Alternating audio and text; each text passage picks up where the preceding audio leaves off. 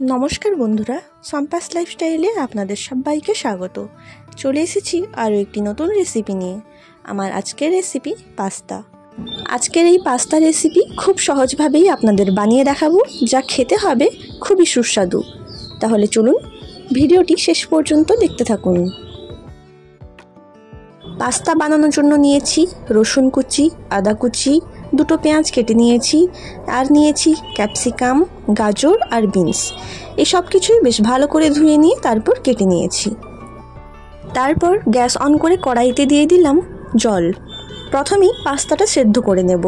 তার জন্য জলে দিয়ে দিচ্ছি সাদা তেল আর দিয়ে দিচ্ছি 1 চামচ লবণ। সাদা তেল দিলে পাস্তাটা সেদ্ধ হওয়ার পরেও ঝরঝরে থাকবে, কোনোটার সাথে কোনোটা লেগে যাবে না। পাস্তা সেদ্ধ হয়ে গেছে, এবার এগুলো ছেঁকে নেব। সব পাস্তা ছেঁকে নিয়েছি। এরপর কড়াইতে দিয়ে দিচ্ছি তেল। তেল গরম হয়ে গেছে, এবার এর মধ্যে দেব পেঁয়াজ। পেঁয়াজটা হালকা লাল লাল করে ভেজে নেব।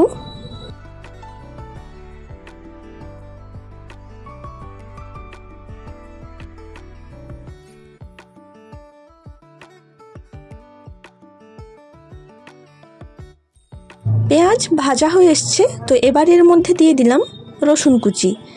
পেঁয়াজের সাথে রসুনটাও ভালো করে ভেজে নেব।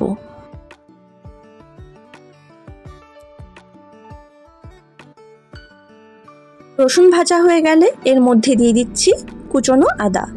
এবার এই আদা কুচিটাকেও ভালো করে ভেজে নেব।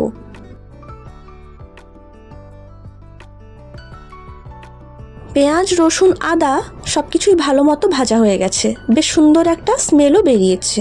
তো এবার এর মধ্যে গাজরগুলো দিয়ে দিচ্ছি। এবার এই গাজরগুলোও ভালো করে ভেজে নেব।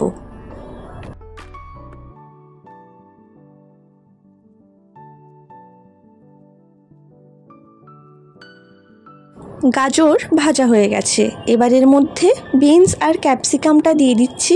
এবার এগুলোও ভালো করে ভেজে নেব। বেশ কিছুক্ষণ নাড়াচাড়া করে নেওয়ার পর এর মধ্যে দেব কুচনো কাঁচা লঙ্কা, 1/2 চামচ লবণ আর 1 চামচ গোলমরিচের গুঁড়ো। পাস্তা সেদ্ধ করার সময় জলে লবণ ব্যবহার করেছিলাম, তাই এখন আমি 1/2 চামচ লবণ ব্যবহার করলাম। এবার লবণ আর গোলমরিচ গুঁড়ো সবজির সাথে মিশিয়ে নিচ্ছি। বিনস আর ক্যাপসিকামটাও ভাজা হয়ে গিয়েছে। এবার এর মধ্যে দিলাম 1/2 চামচ সয়া সস আর 6 থেকে 7 চামচ টমেটো সস। তারপর সবজির সাথে এই সসগুলোও ভালো করে মিশিয়ে নিতে হবে। ভালো মতো মেশানো হয়ে গেলেই এবার এর মধ্যে সেদ্ধ করে রাখা পাস্তাটা দিয়ে দেব।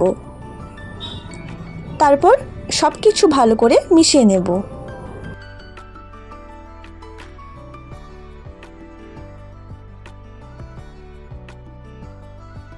পাস্তার সাথে সব কিছু খুব ভালো করেই মিশিয়ে নিয়েছি। পাস্তা তৈরি হয়ে গিয়েছে, এবার এটি নামিয়ে নেব। একদম সহজ পদ্ধতিতে আজকের এই পাস্তা রেসিপিটি আপনাদের সাথে শেয়ার করলাম। ভিডিওটি কেমন লাগলো কমেন্ট করে অবশ্যই জানাবেন। ভিডিওটি ভালো লাগলে লাইক, শেয়ার এবং সাবস্ক্রাইব করবেন। আর নতুন নতুন ভিডিও আপডেট পাওয়ার জন্য চ্যানেলের পাশে থাকা বেল আইকনটি ক্লিক করবেন।